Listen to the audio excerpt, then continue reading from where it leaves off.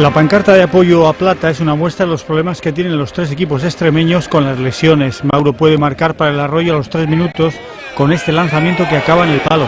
El partido también puede cambiar poco después. El cacereño está muy cerca con esta volea de Raúl Medina. El larguero queda temblando. La delegación del cacereño reclama penalti tras esta caída de Soto. Aarón tiene un mano a mano con Facu, entrega a un compañero, pero Gasca evita el tanto. El árbitro anula este gol de Gonzalo por falta previa al central, lo que llega hasta el tanto de la victoria.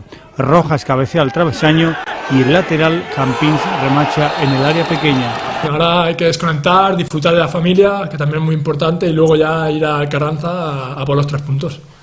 Con este tanto, Arroyo rompe una racha de 6 partidos sin ganar. No sumaba 3 puntos desde el 2 de noviembre. Podía haber sido parecido al año pasado, que fue muy igualado también.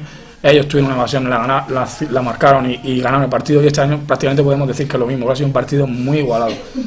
En el descuento, expulsión de Raúl Medina por doble amarilla. Es muy complicado que los jugadores puedan aguantar o mantener ahí la tensión, ¿no? Pero bueno, también tienen obligación de hacerlo, o sea que no es disculparles, ¿no? El cacereño no perdía un encuentro de rivalidad desde septiembre del año 2009.